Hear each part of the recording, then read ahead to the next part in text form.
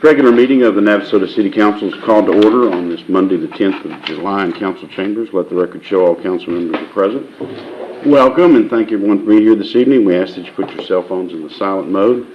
And to visitors, if you would be sure and sign in. And if you wish to speak under visitors' remarks, please fill out the form found in back. State your name and address at the podium. So we must document all meeting business and remarks limited to 3 minutes. Tonight's invocation will be led by Pastor Morse and followed by the pledges.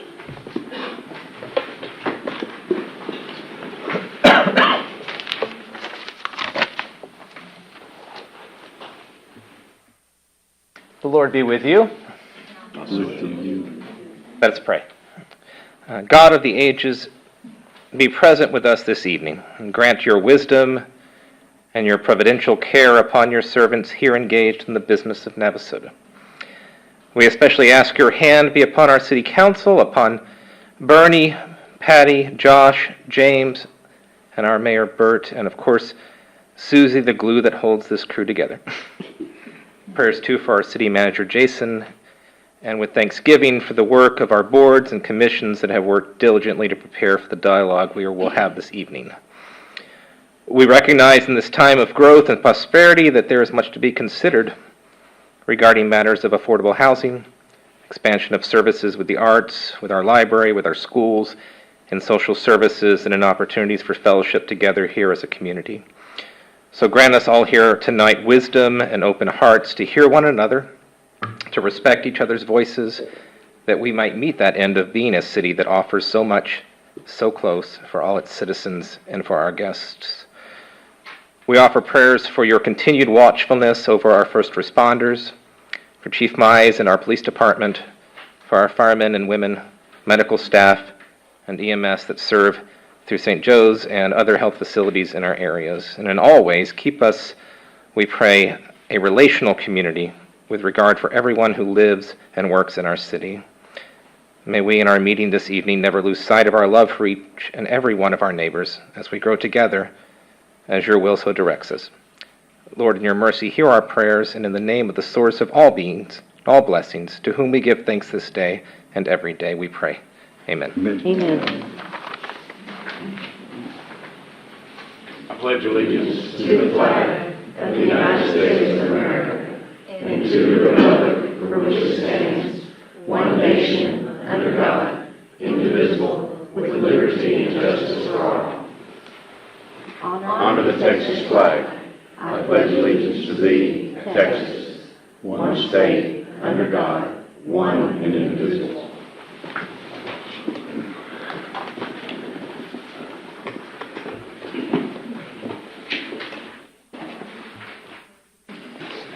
Brief remarks of visitors Just those that are for later on. will be under the item that's coming up later in the agenda. Yes.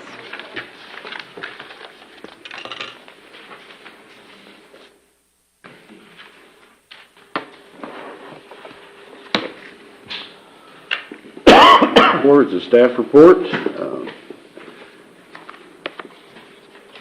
have first the update on our capital improvement projects.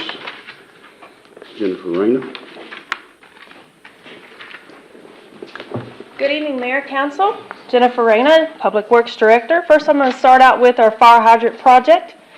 We have agreed for the contractor to step aside a little bit off of the hydrant project until the end of September, because it's the same contractor that's doing the capital improvement project. Kieschnick Contractors are the same contractor that's doing the fire hydrant and the capital improvement project that you currently see on Neal and Judson. So we told them, hey, look, step away for a little bit. We got about 10 hydrants remaining. Finish that so we can get that route open for when the school starts. So we agreed that by the end of September, they should have the fire hydrants project completed. So with that being said, the street and utility CIP project, they're currently finishing the water and sewer mains on Neal Street, and then they're going to start with the sewer service lines after that. That's all on Neal. So, right, and then they're doing the water main on Judson towards Washington. So right now they're up to about Kettler. So they're gonna keep going in that direction all the way until they hit Washington area.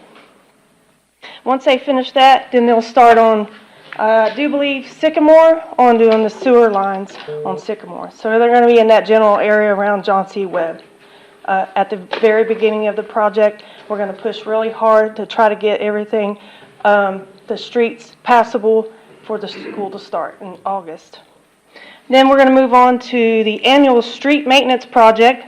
As we updated last, city council, the street, chip seal project is completed. Last week, they were at the cemetery, constructing new roads for the cemetery. So the base is completed now for the cemetery. Once the base is completed, and then the asphalt is laid. So the asphalt is scheduled for either Friday of this week or Monday of next week. And then that should be completed, except for the cleanup of the street maintenance project. Then we have the Navasota Airport utilities for the north end. That's going to be a pre-construction meeting scheduled for the 13th of this week. We're going to do a little kickoff meeting before we get things started on that project. And then that project should start by the end of this month or 1st of August. And then we'll have some utilities for the north end of the airport. The AWAS is finally commissioned by the FAA. We did an inspection on Friday. So for the folks that don't know what AWAS is, it's weather reporting system for the Navasota Airport. So you can get on aviationweather.gov and get current real-time weather for the city of Navasota. So that helps pilots know and plan their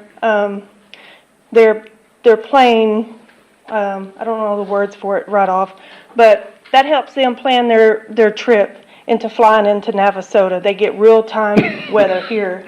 And where in the past, they've done the city of Brenham. And, you know, the weather from Brenham to Navasota is such a different scenario sometimes. So that's fully commissioned, and we're up and going on the AWAS on that. Any questions from council? Statements, concerns, thoughts? Yes, I have one. You said that the chip seal was finished. What about the sweeping of the streets? The sweeping will most likely get finished after they completely do everything. Once they finish the asphalt over there at the cemetery, they'll probably do everything at one time. They'll clean up the remaining materials at the cemetery, and then they'll go around sweeping the rest of the areas as well. So I would say in a couple of weeks, Jose, we should have that all done. Thank you. Thank you. Is there a representative here tonight from the Navasota Evening Lions Club? All right. Any reports from council, from boards and commissions? Okay. Seeing none, got a few things just here to go over some dates, things coming up. We've got on the 12th of July, we have the Chamber Breakfast Before Business at Cow Talk. That's at 9 a.m. That's on the 12th. The movies in the park continue. So on the 14th, Night at the Museum, and the 21st, The Sandlot, and the 28th, Top Gun, which will be a date night. So the others are for the kids. But it's there in Brewley Park, right next to the pool. On the 14th at the Red Velvet Inn, there's a All Things Cats art show and a chamber mixer. That's on the 14th at 5:30 at the Red Velvet. The 15th and 16th is the Friends of Grimes County Gun Show going on at the Expo Center. The 21st, Sounds of Summer comes back to City Hall, Brown Sugar Band at 7 o'clock. The 22nd will be the Animal Shelter Makeover Day, so if you haven't yet, we still need volunteers to help take care of the dogs and whatnot while there's some great improvements and changes being made at the animal shelter, so it's real exciting about that. That's on the 22nd. And there's a lot of things to list going on at the library. So I would just suggest you go to navasotatx.gov, look at the calendar, and I kind of wish that we were at the library tonight because they're getting showered with water over there, so it, in the heat, so it, we'd rather be there. But anyway, always check the navasotatx.gov and then visit navasota.com. Also, we have our calendar on there. You can always check for what's going on.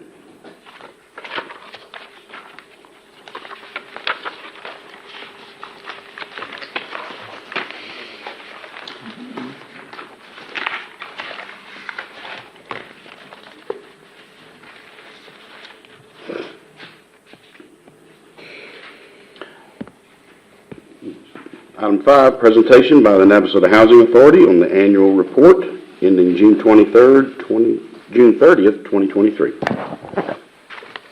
Good evening. Thank you all very much for letting me be here. For those of you who don't know, my name is Diana Westmoreland. I am the chairperson for the Navasota Housing Authority. We have to give this report annually according to HUD laws, and we welcome you listening to us and maybe learning a little bit more about the Housing Authority and how we may or may not be similar to some of the other housing developments in town.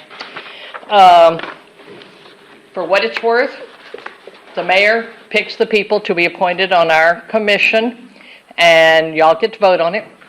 Then we, as a commission, I'm the chairperson, Mac Vaughn is the vice chair.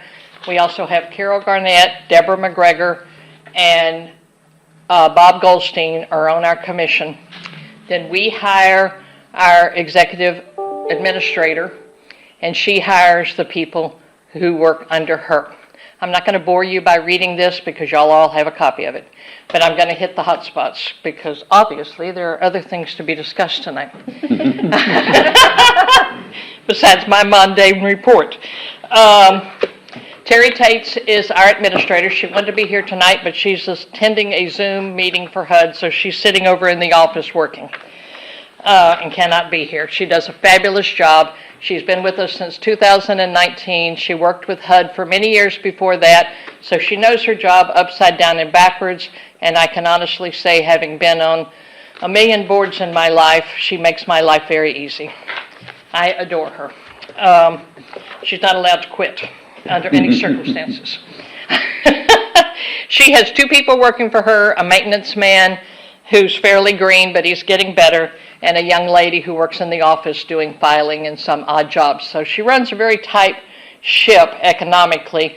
We oversee the budget with regards to their salaries and things like that, but she manages them. Every year, not every year, actually, occasionally, the HUD evaluates all of the housing authorities, and we get evaluated every 2 to 3 years. We tend to be one of their stellar facilities because of Terry.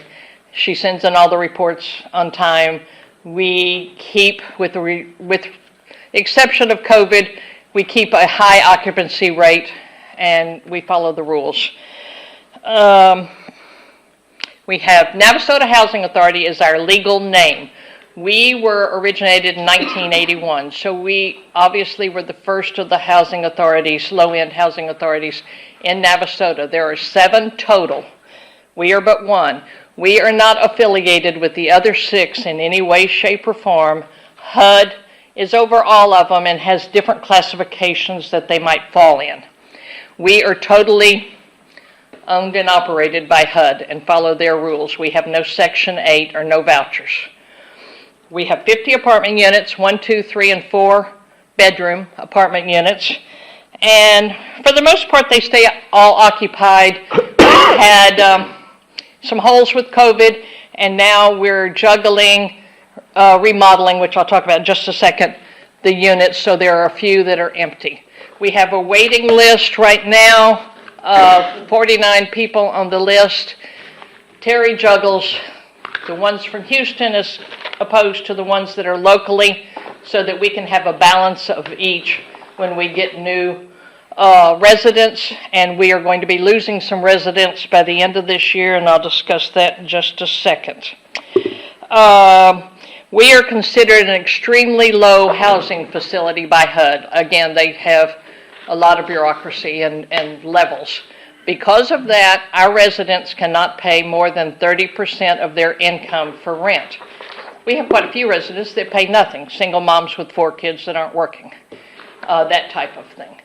HUD has come up with some new rules and laws. They've changed because we have some residents that have lived there for 4 generations, which there's nothing good about that.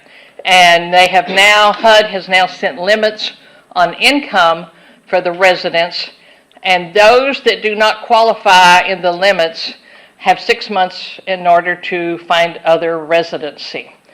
We have 11 right now that will have to go elsewhere because they exceed the income levels. We're currently getting, HUD gives us $9,274 a month, $111,288 a year for basic overhead. That does not include capital improvements. And that changes every year according to whatever formula they use. Who knows? When somebody comes to our facility, we evaluate them by getting all of their income validation, income tax forms, Social Security numbers. Mike is gracious enough. He works with us and does a criminal check on folks. There's certain guidelines if they fall into that they cannot live at a HUD facility. We check with other HUD facilities nationwide. They now have a database. If they have ever defaulted on rent anywhere, Missouri, wherever, then they cannot move into our facility unless they pay up what they walked away with, because they're renowned for doing such. We currently are getting $14,786 a month in rent. And again, that fluctuates monthly. But our Terry's very good about doing the past dues, and she puts people on payment plans if they have legitimate reasons to not pay rent. And so that works out nicely. Security calls. We actually, I think, have a stellar facility in the respect that we have cameras. We've spent a lot of our capital improvements over the years on security around there. We have cameras in every square inch of the whole facility, and they record what's going on as well as, live up on the wall. To tell you a funny, we've had several people come in to move into the facility, and when they see the cameras, they don't think that's a good place for them to live. And they leave, which is fine with me. So that's less problems. 55% of our calls to the police station have been medical. We have a few criminal, as you would expect anywhere. We have some juvenile issues periodically, but we've been able to handle them, and the city police, thanks to Mike and his group, are jolly on the spot to help us, and we appreciate it immensely, not to mention, we do pay for some security. We pay for all the water and sewage systems. The residents pay their electrical and gas, okay? If they get their electricity turned off, we get a notice. They are given immediate notice from us that they must get it turned back on or they will be evicted. We do evict them if they don't pay rent or they don't turn on their security or their utilities, or they have security criminal issues that come to pass. And we've been known to do that on a regular basis. Modernization. Every year we get a different allotment from HUD on capital investments, and we can use that for improvements. A lot of facilities nationwide, I understand, do not. They think that's some kind of savings account. But we have spent the last 3 years making modernization to the apartments, and we've been putting in new floors, bathtubs, countertops, things like that, new paint, everything that it needs. Make sure that there is wiring out in the storage building. Each apartment has a storage facility so that they can put a washer and dryer out there if they're so inclined. That type of thing. We have thus far refurbished 36 of the units. There's 4 more in process, And we're budgeting, because these are fairly expensive little do-overs, we figure we'll finish the last 10 in the next 12 to 18 months, depending on what each of them costs, because every apartment's different. And then every now and then somebody leaves and makes a mess and we have to do things. But we're making sure that everything, appliances, floors, bathtubs, countertops, everything is new. It looks like a brand new apartment. Not a lot of square footage, but a brand new apartment. Let's see, what else do I have to tell you? I think that's about all, unless y'all have some questions. Like I say, I don't want y'all to confuse us with the other facilities. Most people refer to us as Allen White because that's the name of the road, but our legal name is Navasota Housing Authority, but we're not over any of the other low-income housing. And will y'all be affected by the new law that the Texas legislators just passed about Section 8 housing? We have nothing to do with Section 8. I know the state legislators just forced some organizations to start accepting it, and I didn't know if that was something that y'all would have to. No, we don't, because we don't do Section 8, but one of my big worries is that, you know, obviously we've had another facility try to come in here recently, last year or so, that wanted to put another low-income housing. I am being told that there is a couple of 501c groups that are coming in and buying small houses and renting them out, and I haven't found on their webpage, but I really haven't, with the gun show, I haven't had time to research it too much, but I will bet you, and I'm not a gambling person, that they are getting some type of subsidies from HUD to do this low-income housing, or they wouldn't be doing it. You cannot build a $200,000 house and think you're going to rent it to low-income folks. I do believe that some members of this council went to the state capitol to discuss that because we've Good. had issues with the fact that those are 501c3s, they're buying up houses and are not paying property taxes. Yes, and that is, like I say, I'm on the tax appraisal board. I'm very well aware of that. And, you know, and that can be a problem. And if they get by with it for a length of time, in my ever so humble opinion, which I'm more than happy to give, then we are going to have a plethora of them in this town. Yes. I highly do not recommend it because as it stands right now, and I told y'all before in one of the previous meetings, we have the highest per capita population for low-income housing of any city in the state of Texas. We don't need any more. We need to manage what we've got. Any other questions? Sure. When was the last rating from HUD, and what was it? We had one about 6 or 8 months ago, and we're appealing it because their big complaint is that we had grass growing 2 inches over one of the sidewalks, and it was a tripping hazard. So, other than that, we've in the past, in years gone past, we've gotten our hands slapped because of handicapped access to some of the apartments. We fixed that. We tend to fix anything they tell us. And so we tend to stay in the top 10% of their housing authorities. I am extremely proud of our facility because I think it is stellar as housing authorities go. I really, really do. And I'll match our records with anybody. Anything else? Thank y'all. Thank you. Thank you.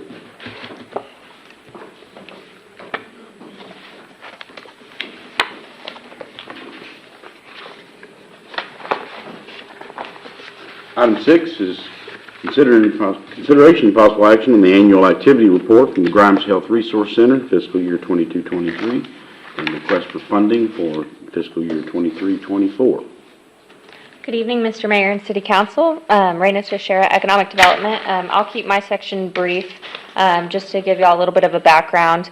In the past, the City of Navasota has provided the Resource Center in an amount of $6,000 each year. But also, I wanted to mention that the Grimes Health Resource Center also hosts the monthly Navasota Gold Club meetings, which promote senior health and activity in Navasota. And so the Gold Club is funded by the City of Navasota, but each month our city staff coordinates with the Resource Center to pick up requested supplies as needed. And so we've taken some averages, and typically that comes out to around $1,000 in supplies per year. And so in an effort to save city staff and the Resource Center staff time and coordination efforts, staff recommends that the approval of a disbursement of the allocated budgeted funds of $6,000 to the Resource Center, plus an additional $1,000 for those Gold Club supplies, just to save time and effort, for a total allocation of $7,000. And so with that, I'll let the Resource Center take over with their report. Thank you. Good evening. Hey, my comrades are up here too. Hide back there, ma'am. Yeah, I'm here to do the spiel. I'm Phyllis Allen. I'm the president of the Grimes County Health Resource Center. And thank y'all for having us this evening, and thanks for the additional $1,000 in consideration too. But anyway, Grimes County Health Resource Center has been very successful this year. We've been able to host educational classes as well as to attend several outreach events throughout the county.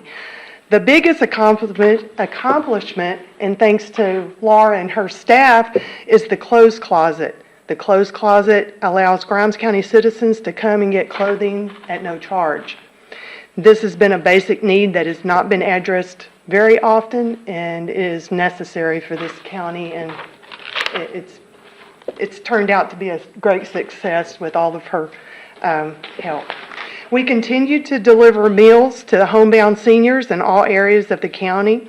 Currently, we delivered to 21 clients in Navasota and 16 clients throughout the county.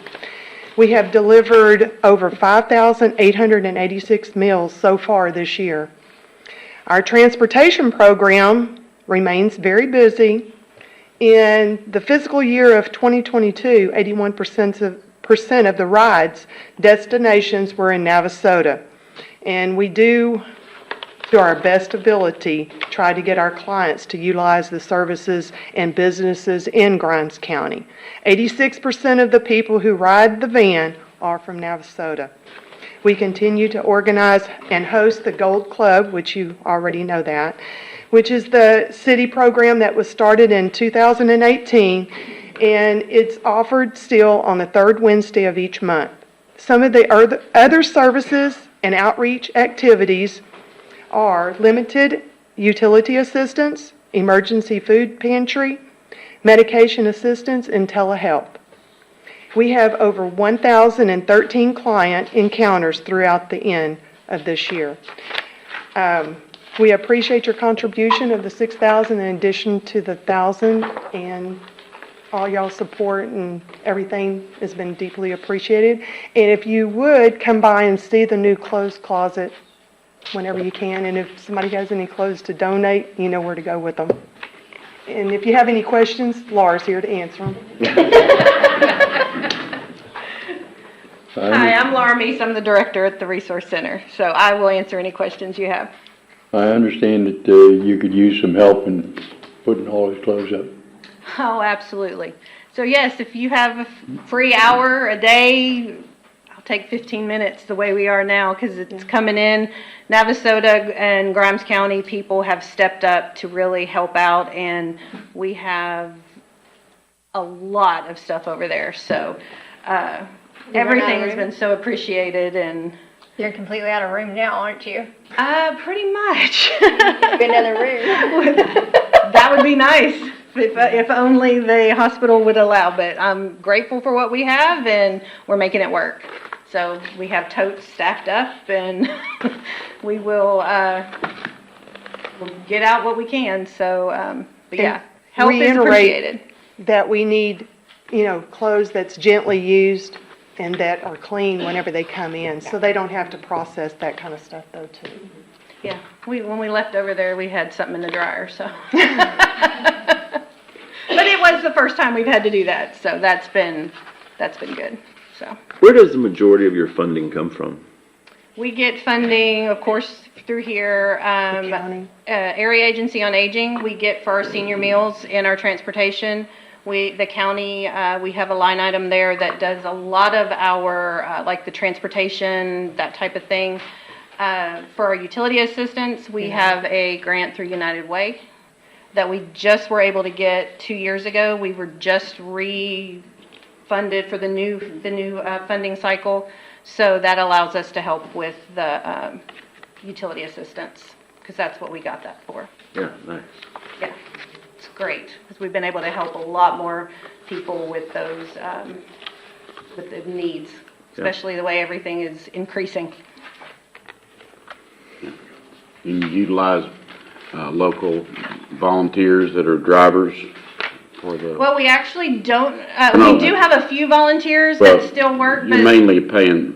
but the county, when we got the wheelchair bus with the wheelchair accessibility, and 5 years ago, they did a part-time driver there. That's right, So, that's right. yeah, that's been wonderful. So he's got like 20 hours a week that he's able, which has been working. And then we have some volunteers that we can reach out to. COVID kind of got rid of a lot of them, but we still have a couple that we can use every so often. And they take volunteers for that also. We do. We take volunteers for anything. Yeah.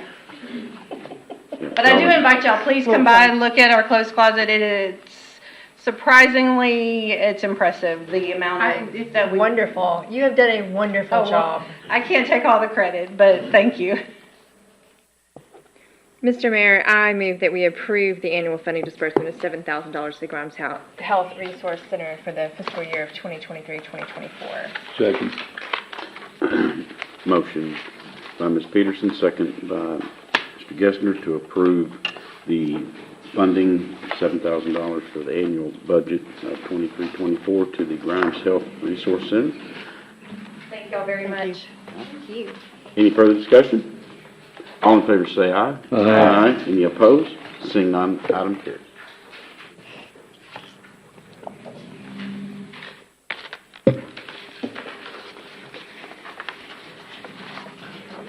Item 7, City Council will hold a public hearing for the purpose of receiving public comment and testimony regarding a sign variance application submitted by the City of Navasota for the property located at 1411 East Washington Avenue, Public Library, in Navasota, Grimes County, Texas. Variance request to install a programmable LED sign, 19 square feet in area, not allowed within the Washington Historic Overlay District, embedded with a freestanding sign 8 feet in height, 2 feet taller than permitted in the sign area of 40 square feet, 8 square feet larger than permitted.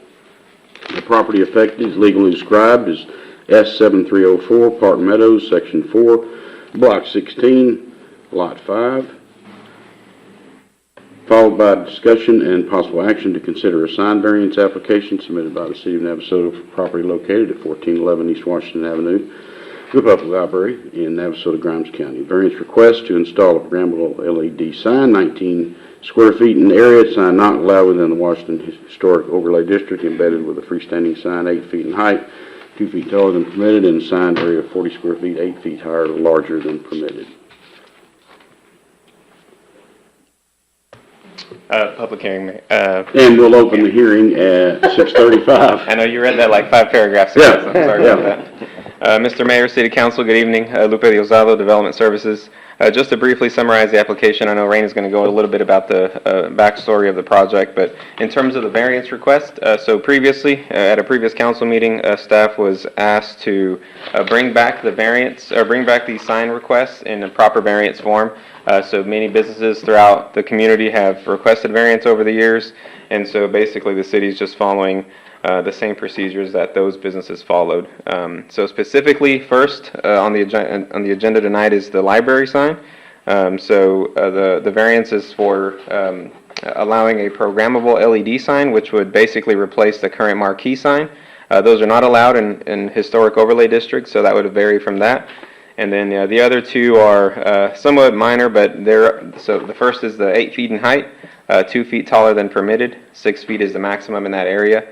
And then the sign area, which is the face, is 40 square feet, 8 larger, 32 is the maximum.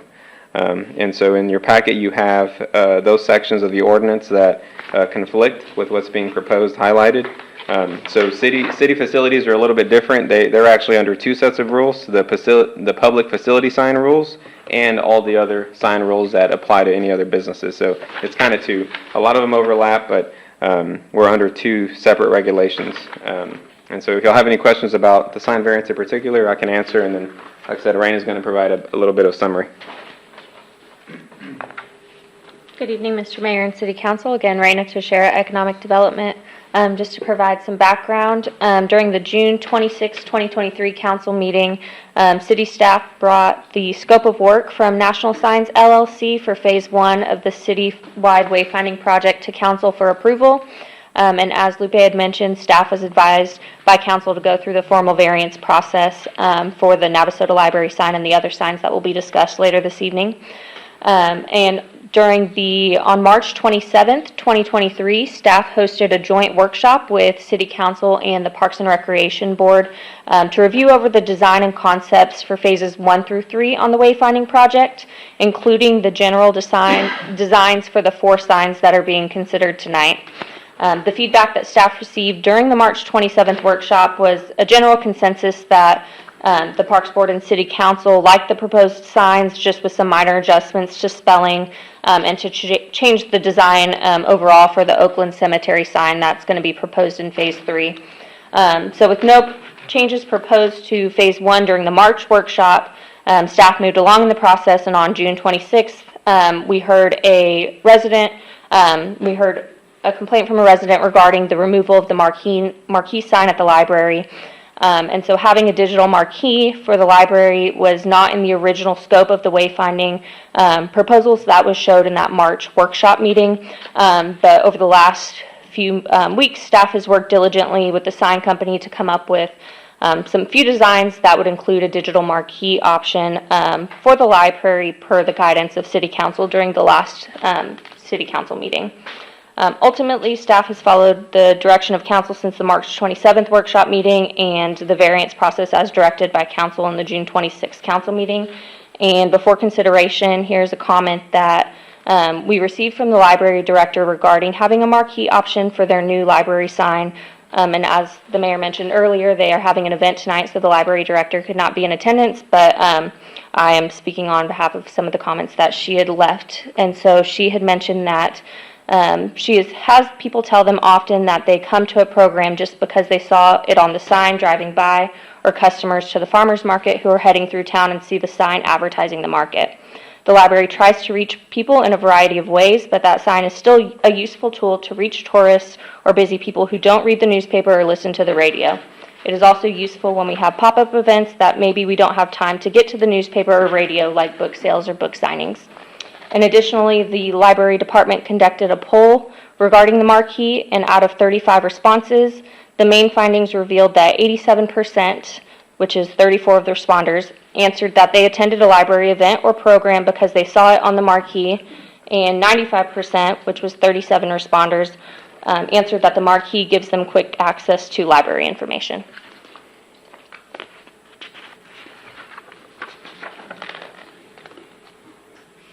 All right, so we have some folks here that have signed up to speak under this item.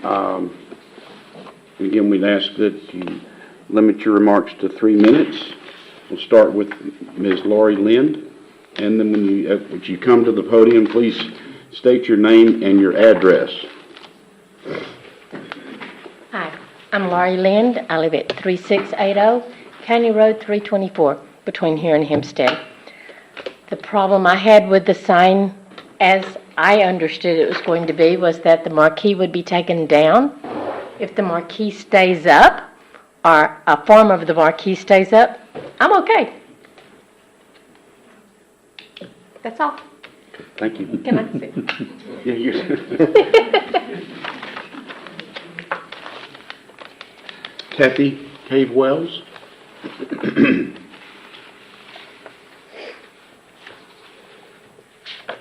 Hello, everyone. Hi. Kathy Cave Wells, and 403 Holland in Navasota. Think about this. What is it you love most about Navasota? Is it the great city hall or the schools? Is it the abundant parks, apartment availability, or job market? Is it the hospital or elder care facilities or the great number of fast food restaurants? Or the signage? If you're honest with yourself, it probably isn't any of these. In fact, it's most probable that none of these are in your top 5 reasons to love Navasota. Some here today love it because this is where they were born and grew up. What I loved first about Navasota were the beautiful historic buildings, homes, and churches. They drew me in the first time I drove through town, and I was captivated. They brought me back many times for many years before I made the move to Grimes County, and then bought and restored a 142-year-old home near downtown. The only things I didn't love on my first drive from the bypass into downtown were the things that didn't fit into the surroundings, including the Valero, Angels Detailing, and Arlen's, to name a few. Those places glared at me like they were daring me to find them distasteful among their beautiful surroundings. Many of our citizens settled here for the historic charm and beauty of Navasota, for the same reasons I bought a home here and restored it. So protecting the aesthetics of Washington Avenue, downtown, and our historic neighborhoods should be a top priority for our city officials, especially our city council members and our mayor. The proposed signage does not fit into the surroundings within the historic overlay. The proposed signage does not align with the historic nature of most parts of Navasota, and most especially not on Washington Avenue. Not in any historic area on Washington Avenue. The historic overlay is intentional regarding protection from anyone making this kind of decision, and I am very much against it. Thank you.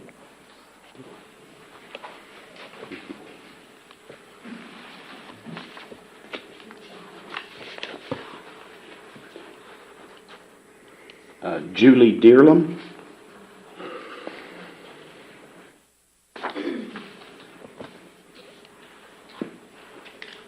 Good evening, Council.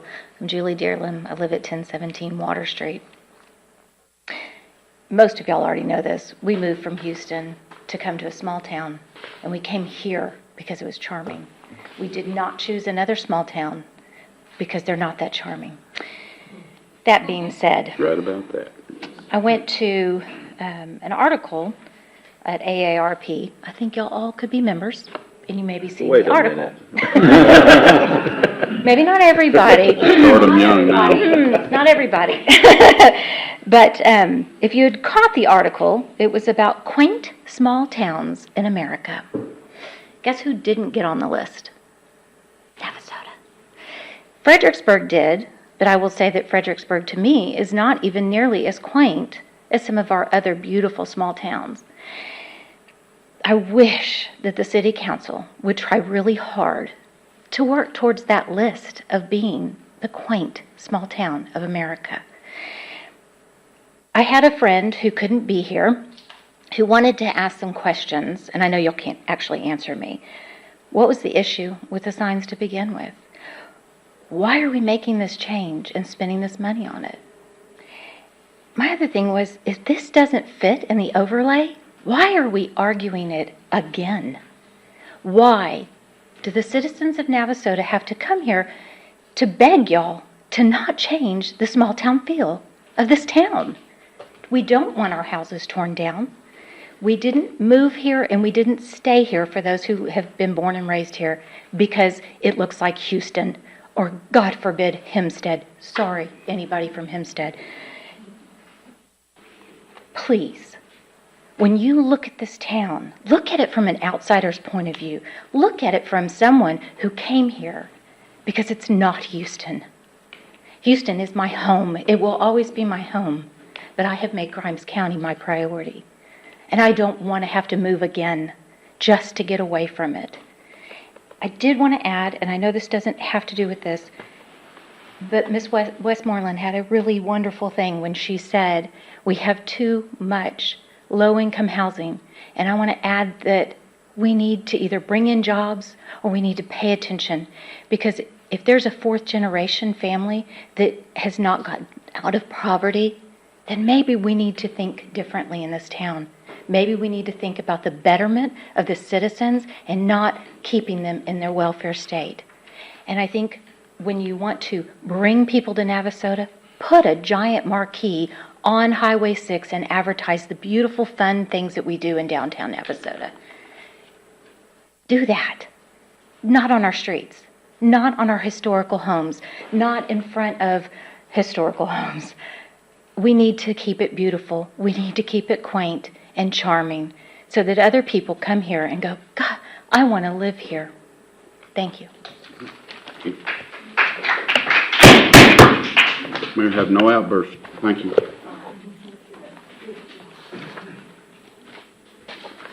Dia Copeland?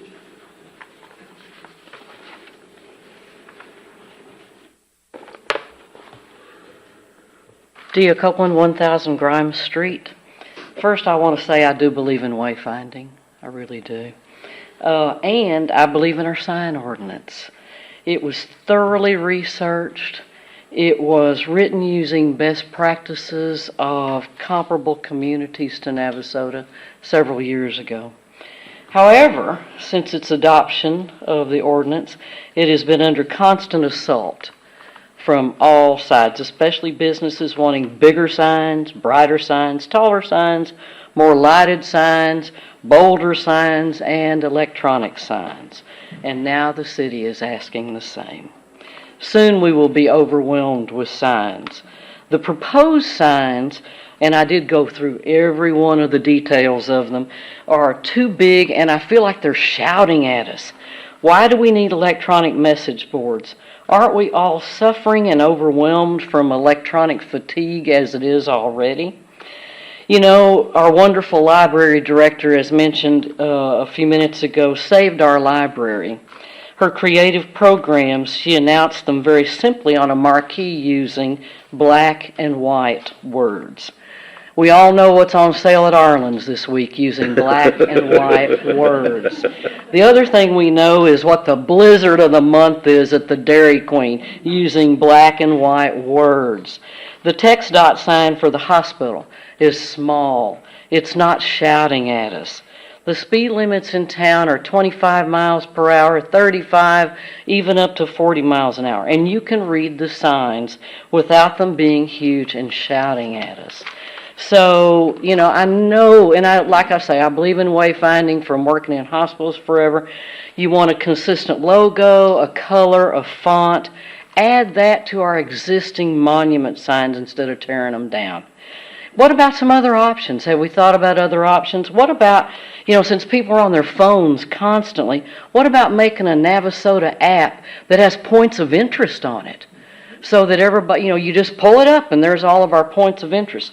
Or even adding those points of interest to big websites like Travel Advisor, Travelocity, all the travel apps. What about doing that? So I'm asking, please keep the ordinance as it is. Don't vote yourself a precedent-setting variance, which could happen, you know, when other people try to come in if we've already set this precedent. Don't become a city without charm. Look at Huntsville. It used to be famous for its mansions, its trees, its history. Now you see the signs. You don't even notice all the beauty of Huntsville anymore. So I'm asking, please keep Navasota beautiful. Welcome our visitors with charming wayfinding signs that better fit the character of our city. And thank you for letting me speak.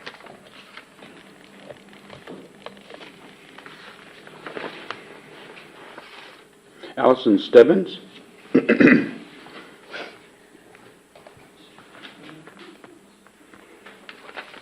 evening, Mr. Mayor, City Council. Thank you so much for allowing me to speak. I'm Allison Stebbins, and I live at 412 East Washington Avenue. We all realize that the city leaders and businesses wish to increase tourism in Navasota, but why do tourists come here? It's to see a trendy new little city? I don't think so. I believe they come here for our quaint, historic, small-town charm with great restaurants and fun shopping. To see the historic old homes along Washington Avenue and carefully preserved and beautifully restored downtown areas. The charm of Navasota structures lies in their ties to our town's history, as well as in the architecture. Navasota's historic overlay zoning will help preserve this history. The Navasota monuments, and I don't know if you call them marquees, whatever, along Highway 6 on the north and south sides of town are lovely. They're dignified. Monument outside City Hall is as well. Would you replace any of these monuments with a trendy new sign with the city logo like that proposed for the library? I don't think so. Neither should the monument at the library be replaced with the proposed signage. Trendy and new isn't necessarily an improvement. City logo is fine for city trucks in the water tower, but not for our fine historic areas. Funding for new wayfinding signage is great, but any new signs in town within the historic overlay should be dignified and historic in style. The signs don't need the city logo. Trendy look just doesn't fit. New signs need to show the way in keeping with the historic atmosphere of our town. We do have the historic overlay for a reason. We like the existing library sign, and it sounds like it has good results. Please leave it alone. Thanks again. Thank you.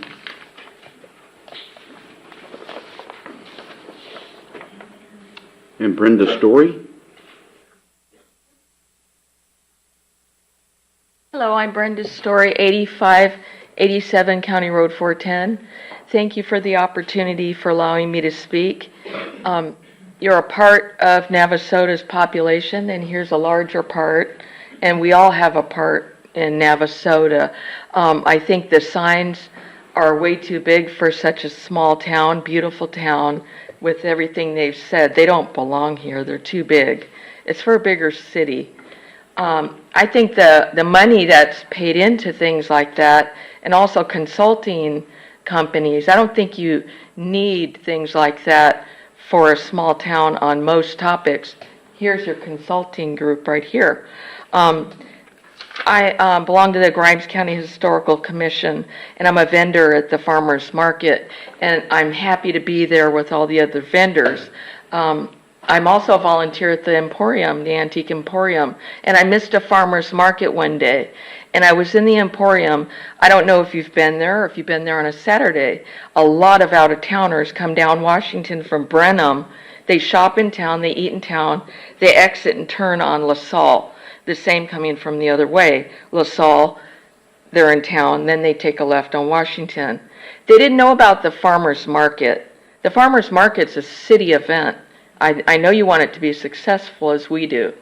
I think save your money from the big blue signs, do some A-frames and advertise for the farmer's market. And these are vendors who signed, who would like more advertising for those who are in town spending money on shopping and food, and send them down to the farmer's market. The big blue signs just doesn't work. The A-frames, you need that. Can I leave this with somebody? Thank you. Thank you. Thank you for your time. Thank you.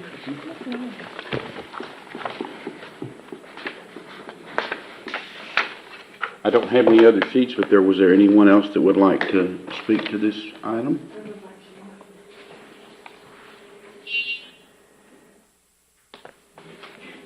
Put it in the bag.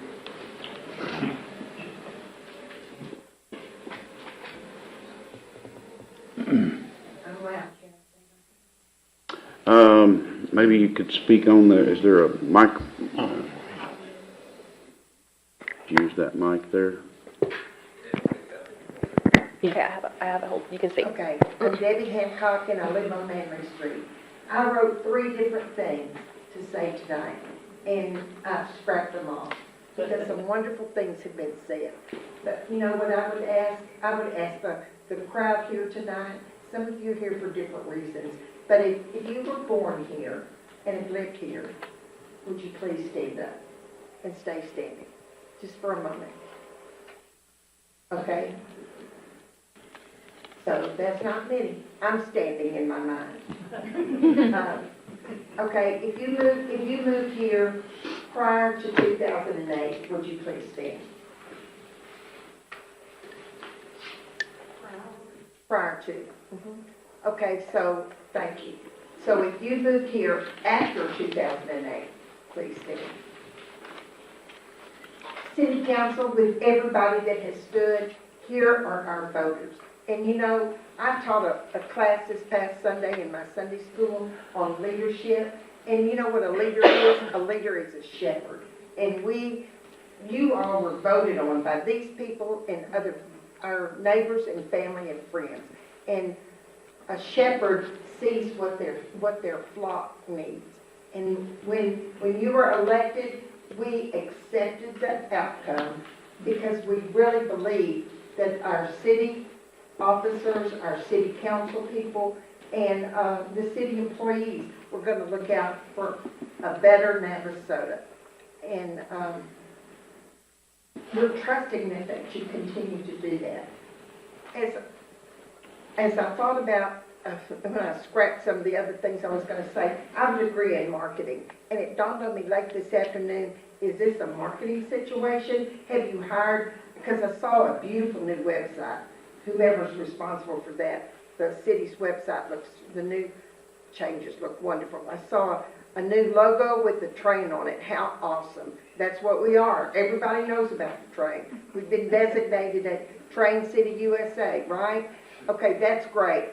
But, you know, are the old signs broken? I don't think so. My brother was a contractor that worked on the Navasota Center, and I would go and watch his guys build it. And I know that my brother does quality work. He did a lot of stuff in this town. So, no, they're not broken. Why are we fixing something that's not broken? Is it for marketing reasons? Because we have a new logo? Well, that's lovely. But, you know, there are things in this town that are broken. And I'm talking to y'all. I'm really talking to y'all. Okay. And y'all all agreeing with me, so thank you. Anyhow, let's fix what's broken. Let's not spend our money, the money y'all are fiscally responsible for us. Do not spend that on something that's not broken. And you know, I wore blue. I can't stand wearing blue. But why in the world is that sign blue? Good for that company that they lured you in. They didn't lure me in. And that's it. Thank you. You know, in light of the fact that we just celebrated our independence and our freedoms in this town, in this country, I'm so thankful that we have an opportunity to approach our leaders and say our opinions without fear. Let's keep it that way. Oh, don't have any outbursts.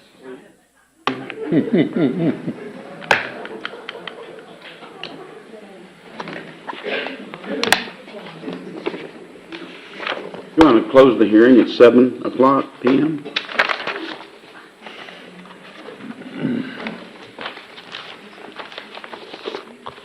Discussion and possible action to consider a sign variance application submitted by the City of Navasota for the property located at 1411 East Washington Avenue, Public Library, in Navasota, Grimes County, Texas. The variance request to install a programmable LED sign, 19 square feet in area, a sign not allowed within the Washington Historic Overlay District, embedded within a freestanding sign 8 feet in height, 2 feet taller than permitted, and sign area 40 square feet, 8 square feet larger than permitted. Mr. Mayor, you know, I think how I feel about the requests that go against our overlay district, and I think it was set up for a reason, and I think it's really important that we follow that. I don't want the rest of the businesses that are on Washington to say, okay, well, if they'll do it for themselves, why can't they do it for us? And I don't want to put us through that with every business in town that wants to have a lit marquee. I think that the library sign looks fine. I think that the new signs that we would put out, if we do put out new signs, should follow the ordinance that's currently written, that we've worked diligently to prepare and to review again. So I move to deny the sign variance requested by the City of Navasota for the property located at 1411 East Washington.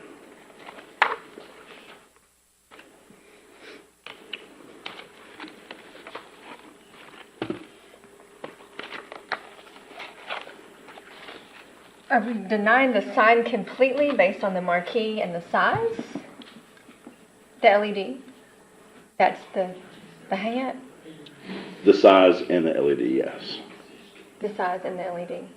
Is there any way to review the coloring and you heard the complaints just the same as we did, and how those were chosen? I mean, are those things that we can address?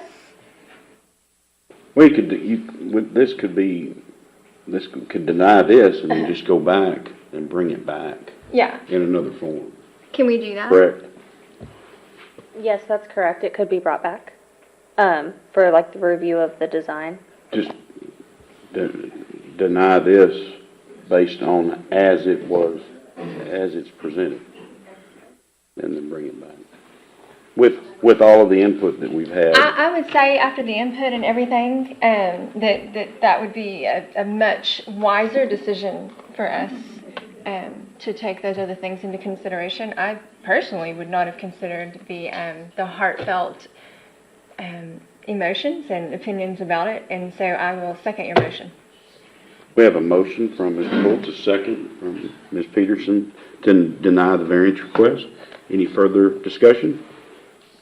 All in favor say aye. Aye. Any opposed? Seeing none, item carries.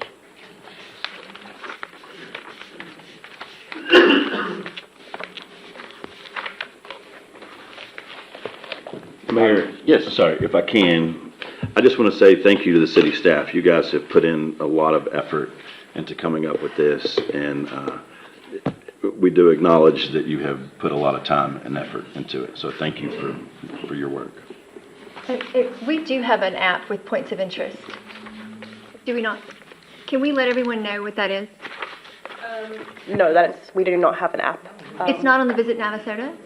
No, not an application. We just have the website with points of interest, and of course, that website is still under progress. I thought we had an app. No. We did have I have the app on my phone. Used to. Oh. Yeah, Okay. it was, no, Okay. I forget what it's called. Anyway, Navigate Nav. Navigate Nav, yeah. So- Yeah, one quick question here.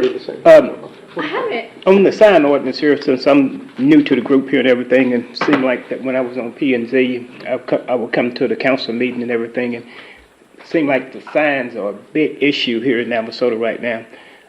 Can we have some kind of... We can't, that's not on the agenda we haven't opened up an item to even talk at this point. I agree with that. If you're, Councilmember Harris, if you're wanting to have a general discussion about the sign ordinance, that should really be brought back at a different time, because we've got these 4 items deal with a variance. If it's not on the agenda, that's right. So we've got to operate under the Texas Open Meetings Act, which says, hey, you've got to put on the agenda.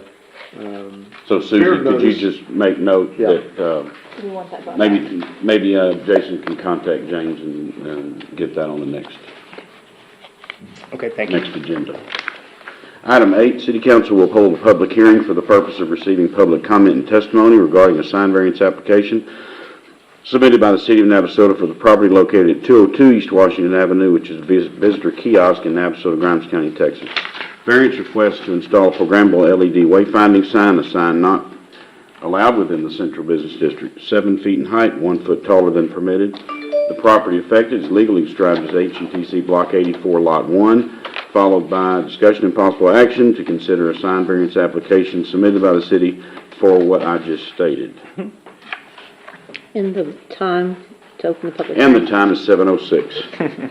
Mr. Mayor, City Council, again, just to briefly summarize, so this next variance request is for, we went ahead and put it in here just in good faith because it is adding a digital screen to the downtown. Our current sign ordinance does prohibit programmable LED signs in the downtown.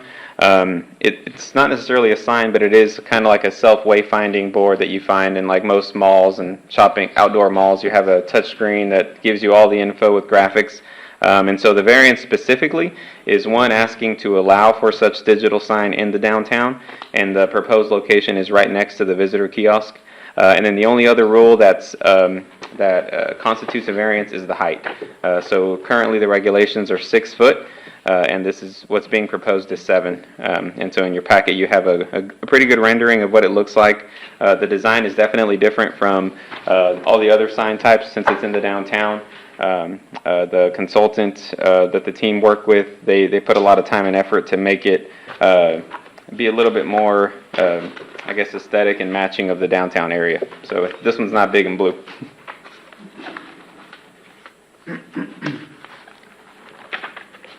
And it's not taking away from anything that's existing. It's new. It's new. Correct, yes, sir.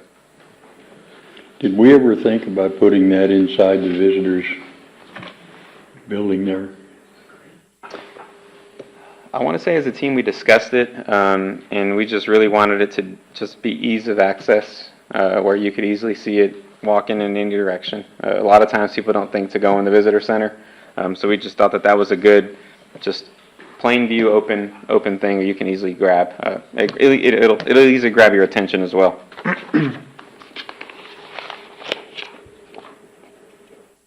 And it's not just the downtown directory, it includes a lot of the other facilities, right?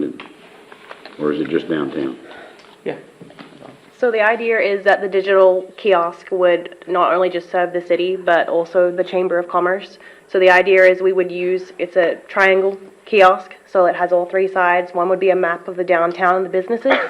The other would be promoting our events going on, upcoming events, even our nonprofit organizations, what's being shown at the Navasota Theater Alliance, for example, and then, of course, the Chamber of Commerce events.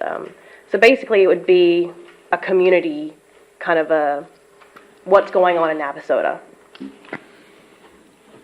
Is there any reason that they pick 7 feet versus what's allowed? I mean, it's still an LED, so I don't know that that's still appropriate, but if we gave them the rules and said these are the rules we're going to play by, why did they come back with larger than life or larger than what we allow signage?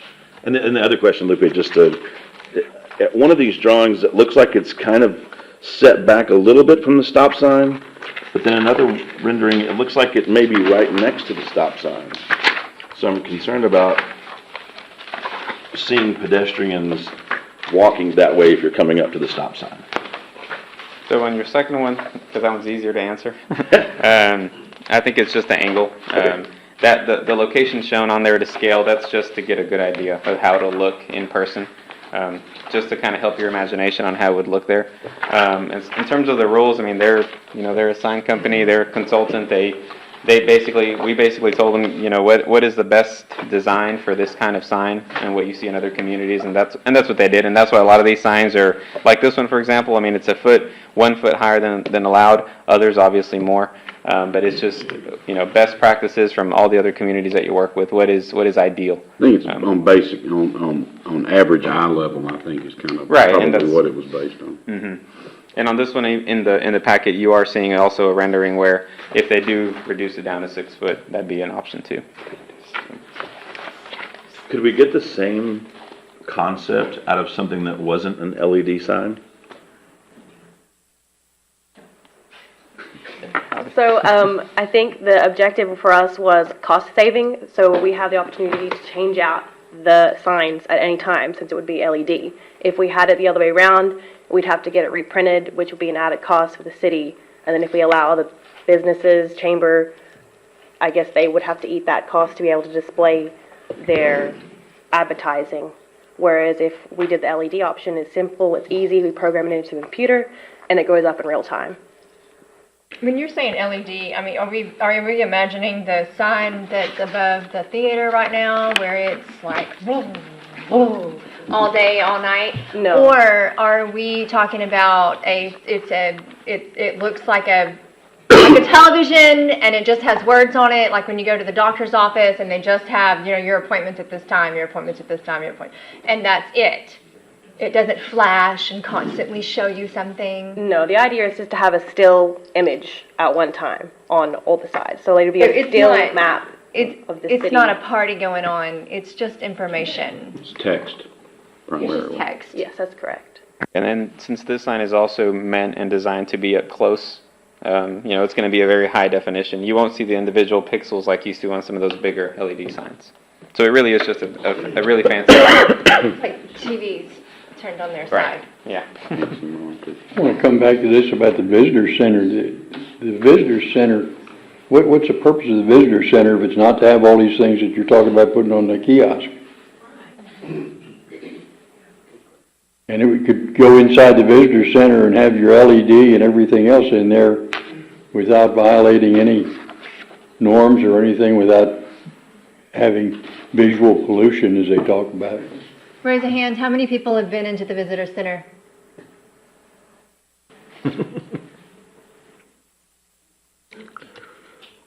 Well, that's great.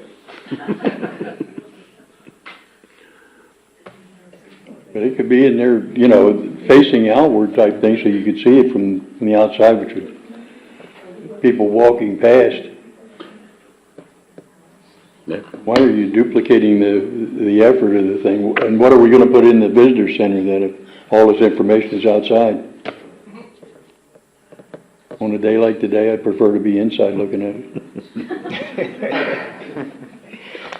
I think a lot of people are bothered by having to walk through the door. I'm not making excuses, Bernie. I'm just saying that that's how people are. They don't walk through doors that they don't know or have business Well, I'm sure in. that things could be arranged so that they could look through the window. Well, there's other options, I'm sure. I like the idea of a directory. I like the idea of having the information easily read, easily available, and Well, some of that is in the visitors center.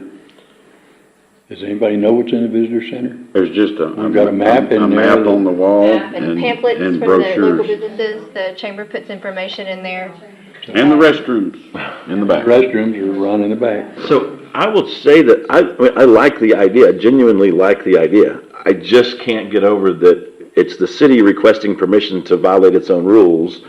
And that just seems very difficult for me to swallow, especially when you have, 50 businesses downtown that are all probably vying for the next best marketing ploy that they have.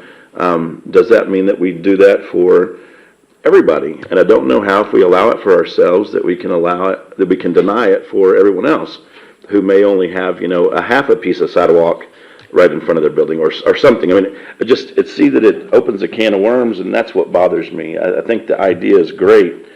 I just don't know how we do it and keep it where it will continue to be fair in this unfair life. I would say that having it downtown would keep the businesses from having to put anything like that out because the city's already provided one. Could, but yours won't be big enough. Bigger's not always better. I do think 7 foot's really tall. It's really big. It's really big. I do understand that to address that, I do understand that and I did not know this until recently, when you're looking at signs and they determine how large the sign needs to be, how large the letters need to be, they determine how fast the cars are going and from what direction, and they have actual scientific formulas that determine what is easily read at whatever speed you may be going, whatever the maximum speed is, and how large those letters need to be to catch and be legible and someone see them in the 2 point whatever seconds it takes to take your eyes off the road. But this is pedestrian. No, this is pedestrian. Yeah. Right. So there's an ability to dim the screen so that it's not a bright, I mean, and somebody would, Isn't that similar to what we did when we approved the variance for the church? Yes, Yes. yes, and looking at the specifications in the packet, I mean, I know we said that the sign is 7 feet tall, but that's the entire enclosure, right? So they build a 3-facing enclosure, so that at the peak that's 7 feet tall, but ultimately the wayfinding screen itself is a little bit bigger than like a 55-inch TV that's on its side. So the structure is really large, or not large, but it's a foot higher than what's permitted. and 55 inches, really, that's a pretty big screen. I think it's 8 square feet is what the calls for. And it looks like that one of the sides of this triangular signage is going to be just a Visit Navasota logo, is that correct? So not that you would really have Yeah. signage on, I mean, there wouldn't be information on all 3 sides, it would be really 2 sides. Right.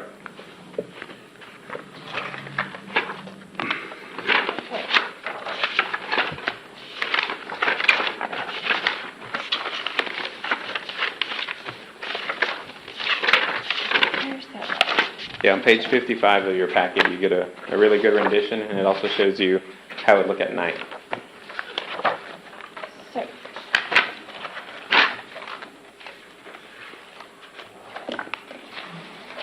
so there's 3 screens? 2. 2 screens. So it's flat and then That's so screen on this side, screen on this side, and then the back triangle. It's I saw the a new. triangle and I was thinking, is that 3 screens and how does that work? Okay. Yeah. Yeah, on the back it has the new Visit Navasota logo with the train. I love that logo so much. And I like the brown. I like the historical look of those. That rusted look. I like that.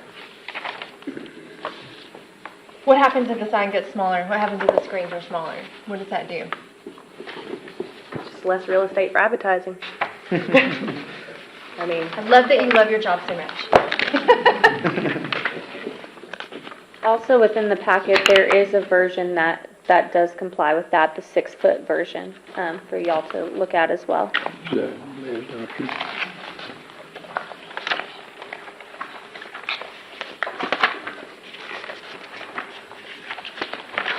Right before The last page, yeah.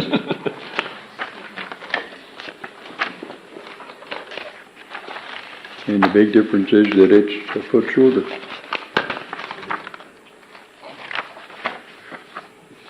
I failed to acknowledge earlier, sorry, there was a couple, Ms. Copeland and Ms. Story had also put this item that they wanted to speak to it, so. I've done my. You're, okay. Miss Wells had raised her hand though. Okay. 3 minutes, please.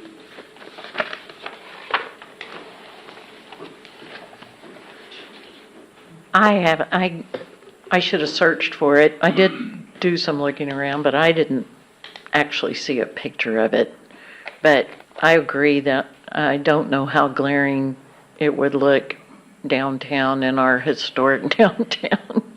And I liked your idea of inside, and I'm one of the people who've been inside, but I just think this needs more thought and discussion, because that sounds like a really good, big sign to put outside of the visitor center in downtown. Just sounds huge to me. If you look at what they have even like in a mall, telling you what the stores are, I mean, the letters are small, because most people are going to do we really want people to be able to drive by and read that sign? No.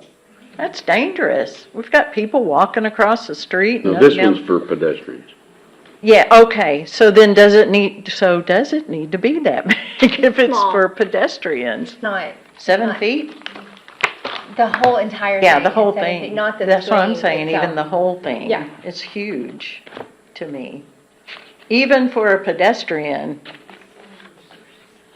So thank you for letting me speak, but I'm just sitting here and I'm gonna look on the website and try to find this, but it just sounds like way bigger and way brighter than is necessary. That's the reason why we put the new THC historical sign. It's facing the alley so that people driving won't look at it. We don't want them to look at it because we want them to stop, park, get out of their car, walk over there and read it. So anyway, thank you for letting me talk. Mayor, Yes, yes. Mayor, you may also want to point out that this sign is set way off the road, so it would not be really visible from Washington Avenue. 14 feet from the street. Yeah. Yeah, if you picture, it's probably beyond the facade of the visitor center. So good evening, Council. My name is Lucy Ybarra. I actually do not reside in the city of Navasota. So I live on County Road 214 in Anderson. No one knows where that is. It's about 18 miles out of here. I am the chamber director, so I'm your new director as of January 1st. And one of the reasons that I wanted to address you guys was to ask you to think proactively about this sign. While I do agree, and I will volunteer the information, that I do serve as a volunteer with our Grimes County Historical Commission. And I am about the biggest fighter and proponent for historical value for Grimes County as they come. I'm about as county native as they come as well. One of the things I do ask is that you think proactively about this. While the sign, the council members, the city staff have done a great job to make this blend in with what we do have currently. We need to be proactively thinking about how do we advertise, whether it be chamber events, whether it be something in our visitor center, whether it be something that the city is doing. No longer does a visitor center and pamphlets and packets work. And I know that sounds a little abrasive to you guys because I am very proud of our visitor center and I do direct them there. In fact, I spend lots of money every year, well, counting this year because I just started with the chamber, but I plan on spending lots of money to make sure that the visitor center stays stocked with maps of Grimes County, maps of the city, and directories that advertise our business. But I will tell you this. People that aren't from here don't stop at the visitor center. They don't even know it's there. And that's a realistic view. When you go to another, and I will not poll the crowd because I don't need to, when you go to another county or another city, you don't stop at those visitor center unless you're looking for something specifically to do in that city or that county. And that's the purpose of a visitor center, yes. But if someone walks by it, if someone's just walking down the street, they may not take a detour to go there. They will stop at something that's right in front of their face. LED lighting, the setup themselves, the electronic programming, those are not bright. You're not looking at something like, if I can pick on Councilman Peterson, Councilwoman, excuse me, you're not thinking of something that's going to be flashing so bright like the NTA sign or something that's distracting. That's not what these do. And Councilman Fultz, if I can address your 7-foot question. So typically most average males are between 6 foot and 6.5 feet. Your average visual line is, you might not be, Matt isn't either, let that go on record. I've been called short and I've been called old. Right there. It's okay. But while that might not be your case, the average visual line needs to be at a line where they can look straight and not down. So you want that visual. So think of the sun. Think of things like that. That's why you want that 7 foot. Now, keep in mind that the entire thing is not 7. The entire thing is 7 foot, not the actual screens. We also want to remember that not everything can be fastly printed, fastly produced, and restocked immediately. There are some things that we need to be able to advertise. There are some things that we need to be able to inform the community of that wayfinding can be used for.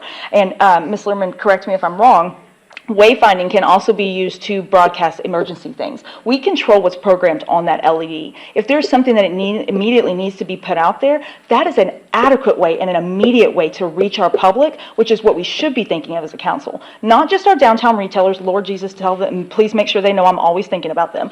But we want to make sure that we're able to reach our public immediately. Social media works great. Digital advertising works great. Digital broadcasting works great. So does wayfinding, because it's another way to interact. What I do ask is, while I agree with the comments from the ladies that are in the crowd and from the people that are saying we want to keep our town charming, we want to keep that feel, we also want to be smart and proactive with what we're doing in active planning. We are experiencing a very large population boom. We cannot rely on paper advertisements. We can't rely on just a newspaper that's in our circulation of a little over 5,000, which is a very good number, by the way. And Kenny over at Willie does a great job as well. We need ways for our residents, our tourists, our visitors to interact immediately and not have to direct them into a visitor center that they may or may not stop at. Thank you very much. Got one more. I will ask this, oh, Okay, yes, please. while you're coming up, if I can just ask, so I feel like, could a QRL code work on the visitor center that would then bring up our app that we do not have yet, that could then show us where when we started talking about wayfinding, I think the idea or the goal that the mayor has been looking for forever is signs to get people to come down. And I don't know if that really meant something at the library and all of those things that we're looking at right now. But is that a possibility to have, click here for tourist information or tourism information? I mean, yeah, QR codes can be generated immediately. It's just where do we want to redirect them, which the idea is to redirect them to the Visit Navasota site. So could we, I just went to Disney and I didn't get a map, but I got a phone and it showed me everywhere that I had to go, and you typed in, what ride I wanted, and I had to click on it. So, it's an LED, it's just not 55 inches, but anyway, could that be something that we could look at doing? Yeah, most definitely. Not ideal, I know, for what we're going for, but, okay, thank you. Julie Dearlam, 1017 Water Street. I was one of those people who did go into the visitor center and did pick up a map because I wanted to know more about Navasota. And I do love to pick up brochures that talk about our historical Navasota, or books, that kind of thing. That's just me. So we want to draw people in. And I know this has been brought up 3 years ago because I brought it up at a council meeting before. Why not take all this digital money that apparently we have laying around and consider, and maybe we need to ask for more grants or something, but consider a marquee or a billboard somewhere on 6 that hits the people coming from Houston and hits the people coming from Dallas, because College Station people already know about us. That brings people in. And then if you want to raise funds, when a downtown business says, we're going to have a margarita walk, and everybody pitches in to pay the city to put it on that billboard for 3 weeks so that we get the revenue from tourism. I agree with Bernie. You could put it inside or put it to where you could see at the window. I understand. I understand. Kind of silly to advertise the downtown businesses because if you're standing at the Navasota Center, guess what? You're right there. You can see the businesses. I don't know. Maybe it's for people that don't look. I don't know. I think this is a waste of what we could do that would be so much better, that would bring the people off of Highway 6. That's what we want. We want visitors to our town. And if I'm visiting a town, I go to the visitor center and I get a map, but most people don't. Y'all already said that. And if people aren't going to the visitor center, why are they going to stand at a marquee? It's 120 degrees outside. I'm not standing at a marquee to find out that I want to go to Southern Charm. That's silly, but I think that you're targeting the wrong audience. The audience is driving by at 75 miles an hour. Let's target them. Thank you. I don't know how to, I don't have to respond to that, but I believe that we do have a billboard. We do. Yes, I was going to mention that the Economic Development Corporation does have a billboard off Highway 6 that's coming in from Hempstead. And currently, right now, it does show the Visit Navasota logo with some images of downtown Navasota and the website to learn about what's going on in downtown. And in the past, we do have an application through the EDC where organizations can come in and apply to use the billboard for specific purposes. Last year, the Chamber of Commerce applied for that and displayed the Red Wheats and Blues Festival. And then earlier this year, the city's marketing team used it for the Texas Birthday Bash, and then now the last few months it's just been a Visit Navasota sign, so that is currently existing. And Rail and Rye has their own billboard. Yes, that's correct. Okay. No, we have a marketing program that's very extensive, and that is one of the things that has been well thought out, and so that is part of it. Okay, please state your name and your address.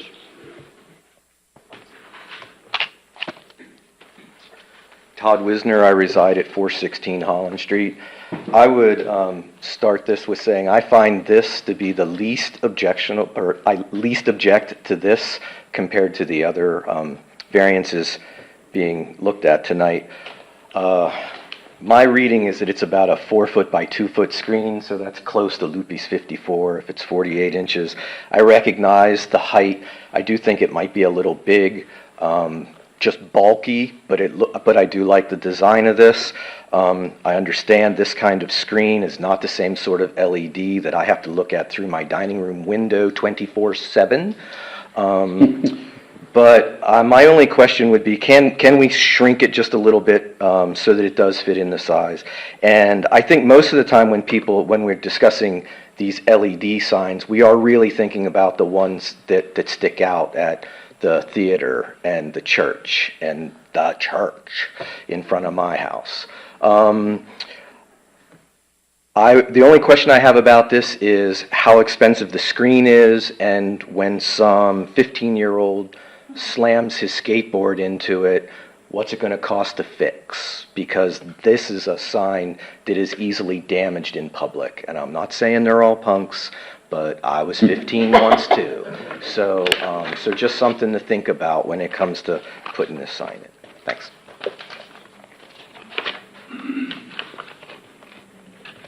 Yes, ma'am. Did you? Okay.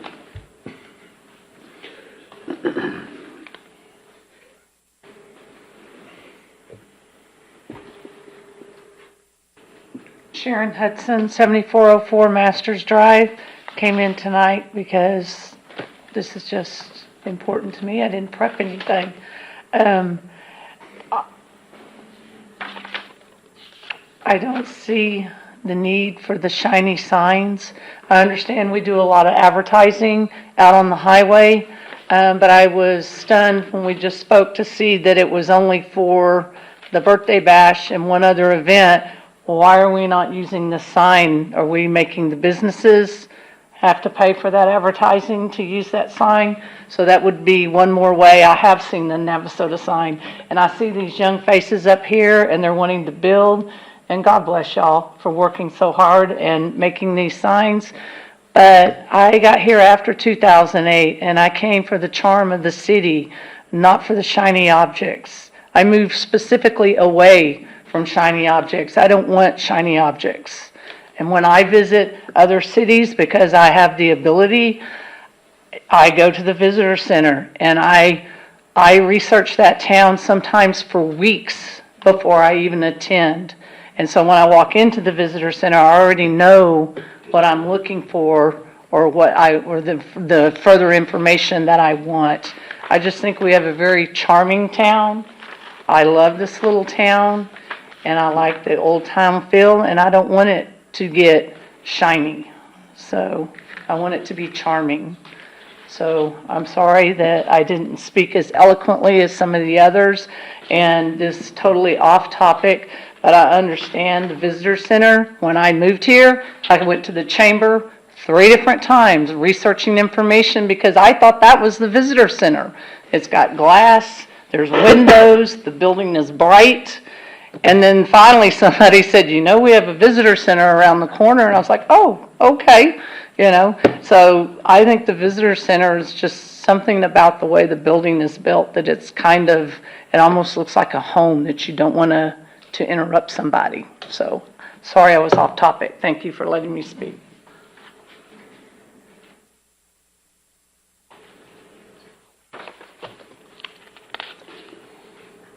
All right, anyone else? Okay, we'll close the hearing at 7:35.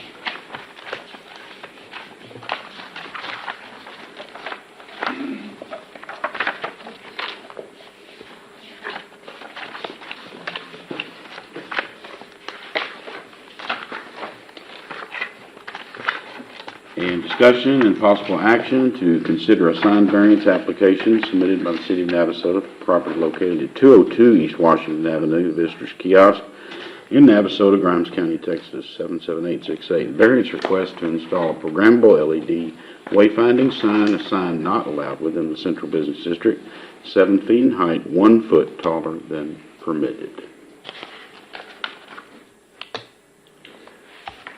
Lippy, is there any way that if this was to be denied, that we could review it, get it into code, and then be able to show kind of what the screen would look like so that it's not nearly as offensive?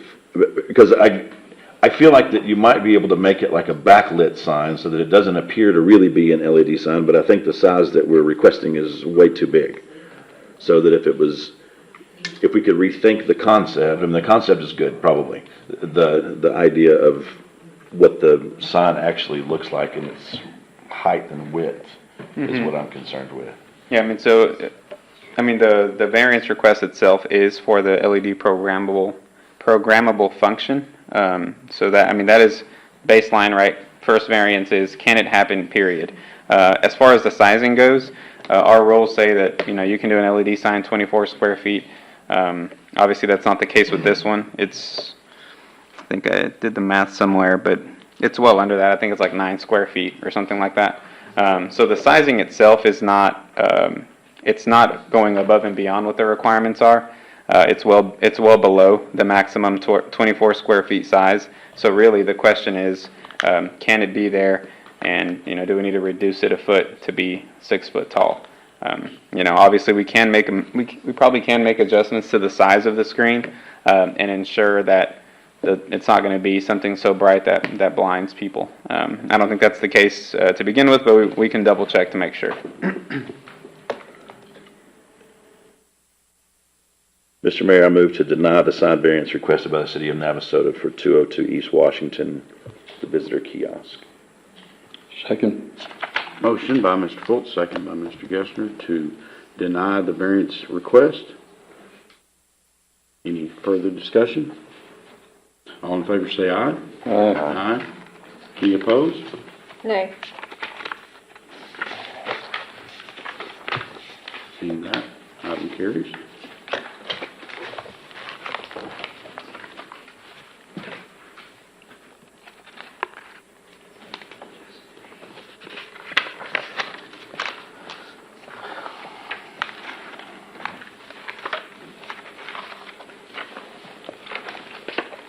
Item 9, consideration of, City Council will conduct a public hearing for the purpose of receiving public comment and testimony regarding a sign variance application submitted by the City of Navasota for property located at 101 Stadium Drive Community Center in Navasota, Grimes County. Variance request to install a freestanding sign 8 feet in height, 2 feet taller than permitted in a sign area of 48 square feet, 16 square feet larger than permitted. Property affected is legally described as A 0002 D. Arnold, track 78-2, 1.85 acres, followed by discussion and possible action to consider a sign variance application for that stated thing. And the time is? And the hearing opens at 7:39. Mr. Mayor, City Council, this next request is for the Navasota Center sign. Currently, currently the requirements are 32 square feet, maximum height 6 feet, and the proposed sign is 2 feet taller than permitted, as well as 16 square feet larger in terms of area. And again, it matches the same design as the previous signs.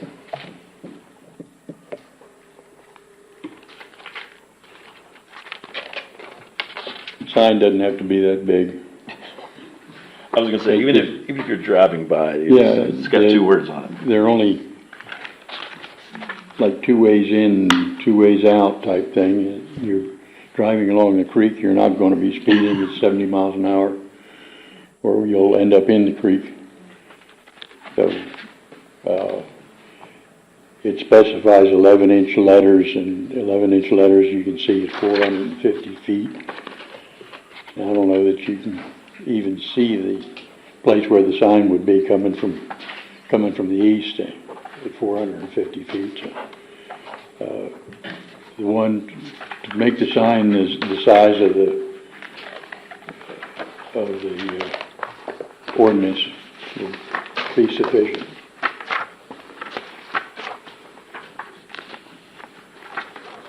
Anyone wish to speak to this item? Okay.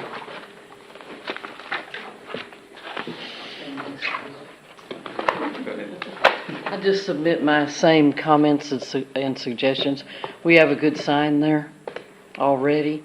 You know, if you want to add something that speaks to the logo, the color, and the font, you know, that we want for consistency and wayfinding, I suggest we add it to that sign that already exists at the Navasota Center.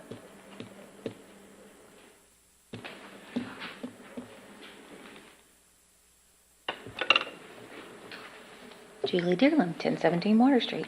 Okay, my question is, why are we replacing the sign? And who are we trying to attract to the center? Because most people who go there, like for Keep Navasota Beautiful, they're residents. And if we go to vote, they're residents. So I'm not sure why we're trying to grab people's attention. Like Bernie said, if you drive by slow enough, you can see the sign. And I think the speed limit on that street, at Stadium Drive, I think is 30. And if it's not, oh good, he's not in here. I think it's 30. But and then of course if y'all are putting it in the same place, I don't even think you can see it from Brosick. I don't know. That's my neighborhood. So, but I just kind of not sure why. And again, and I meant that we need a digital sign on 6, not just a regular marquee sign or whatever it's called. But a digital sign would be good. So that's it. Who are we trying to grab their attention? That's confusing to me. Thanks. Okay, thank you.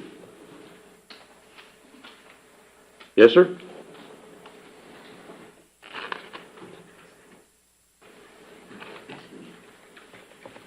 Todd Wisner, 416 Holland Street.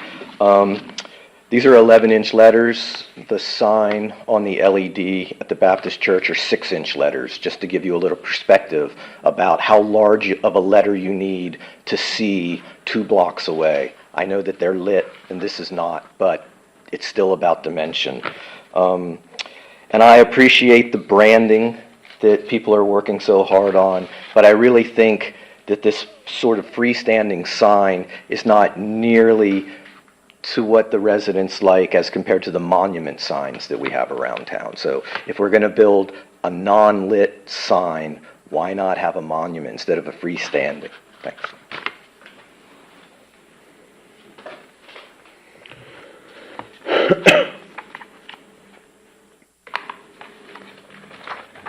To address the monument thing, do I remember correctly that after the sign was hit by the car the sign was hit, that we learned that we can't get the bricks anymore that the monument signs have on them, and that to put any more signs up or to have any different signs erected, that they would not match? Am I remembering that correctly? Okay. It was how difficult is it to get that Austin rock? Which is why we decided to go ahead and start slowly incorporating new signage, because those signs have become obsolete. That was my understanding.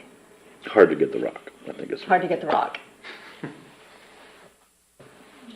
I just wanted to address that. That seems to be a question, so.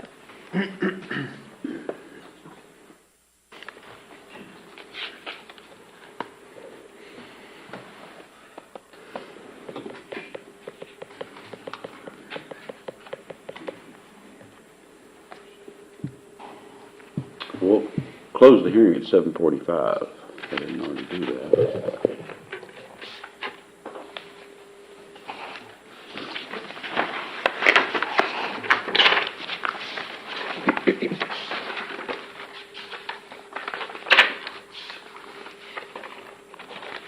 Mr. Mayor, I move that we deny the proposed variance request on the sign at the Navasota Center.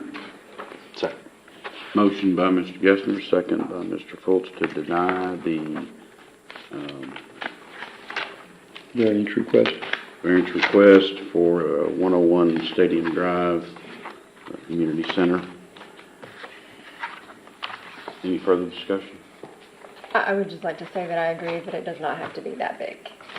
So, I would agree. Okay. Further discussion? All in favor say aye. Aye. Aye. Any opposed? Seeing none, item carries.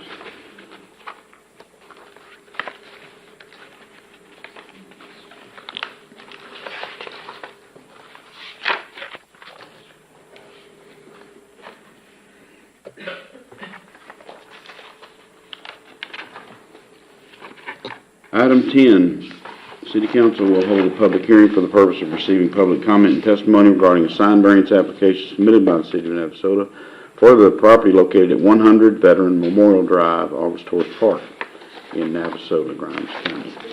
Variance request to install a freestanding sign 8 feet in height, 2 feet taller than permitted, and a sign area of 53 square feet, 53 square feet, 21 square feet larger than permitted. The property affected is legally described as A0055-0, D. Tyler, Track 8, 73.01 acres, and followed by discussion of possible action to consider a sign variance application submitted by the city for that property and that sign as described. 7:47, we will open the hearing. Mr. Mayor, City Council, lastly, this is the final variance request item. This is specifically for August Horse Park. So again, August Horse Park, a very similar design to the previous item, just a little bit oversized per the current requirements. And again, you know, they take into account the speed limit of the area and the ideal visibility for safely turning. I guess in this instance, it would be to Veteran Memorial Drive. If y'all have any questions, I can answer.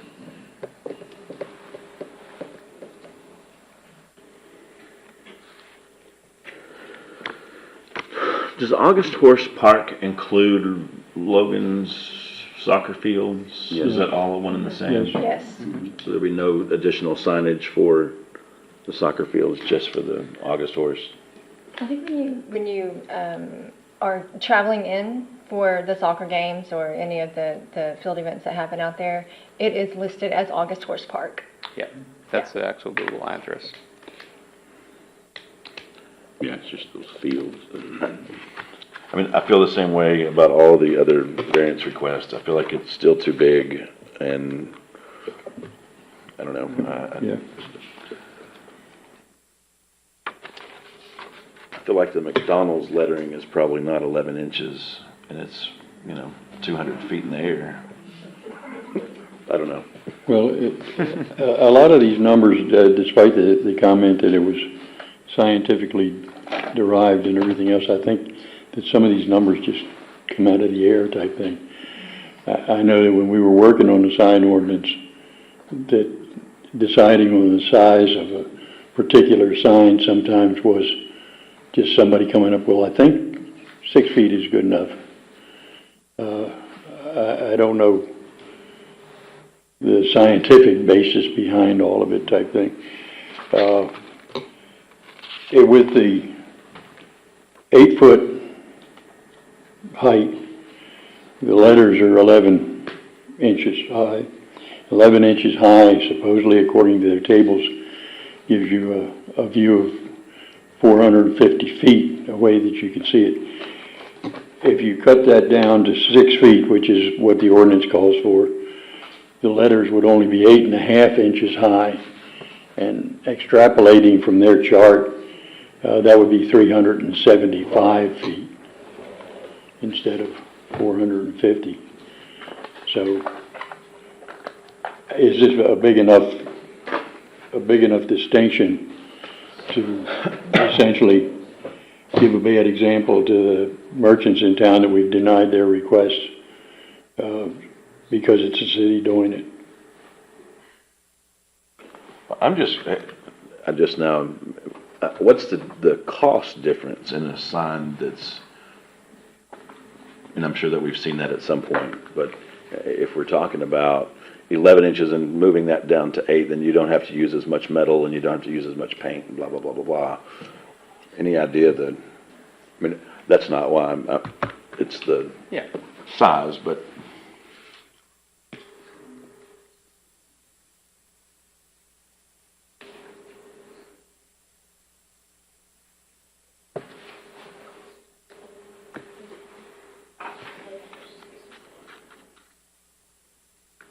Okay, so it looks like it's about $3,000 to $4,000 or so to make it smaller.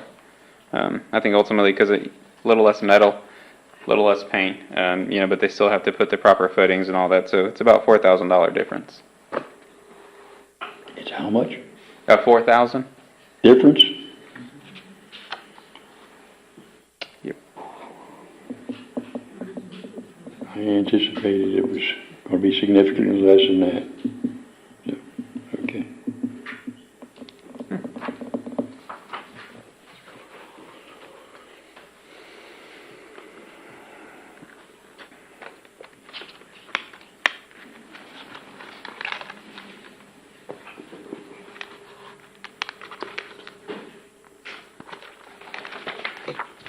There are certainly no conflicting signs out there. That's true. I beg to differ. The VFW hall has some kind of snow lane. Oh, that's right, yeah. I lived there 4.5 years, and I can tell you I've really yet to see, I have never seen what it said. I always look it up in the newspaper.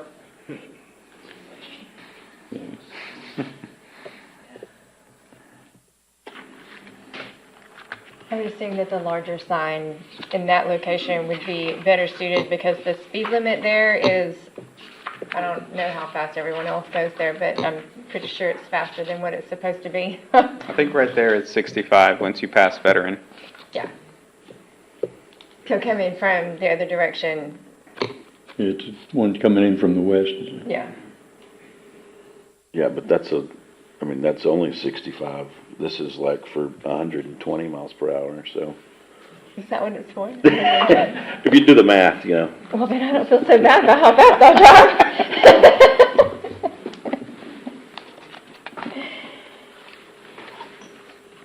I don't see where the inches make a difference on it being a little bit smaller to still capture what needs to be captured. I'm going to close the hearing at 7:53. And, let's see. Discussion and possible action to consider a sign variance application submitted by the City of Navasota for property located at 100 Veteran Memorial Drive, Alsource Park, in Navasota, Grimes County. Variance request to install a freestanding sign, 8 feet in height, 2 feet taller than permitted in the sign area of 53 square feet, 21 feet larger than permitted.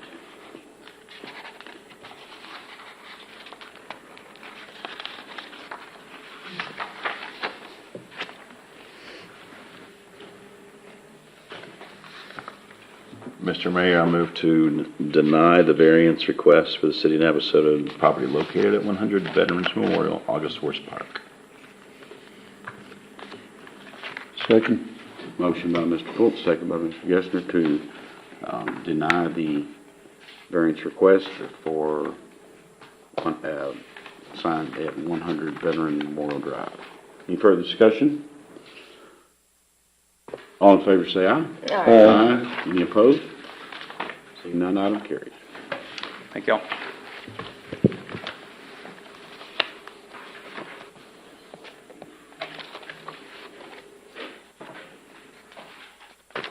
Item 11 is the consent agenda, which is the minutes for June 2023 and the municipal court report for June 2023.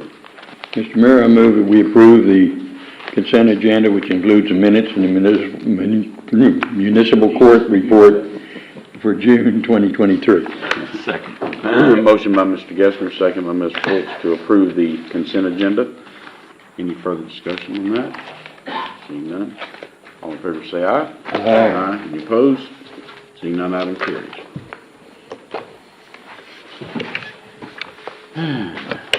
With that, we're adjourned.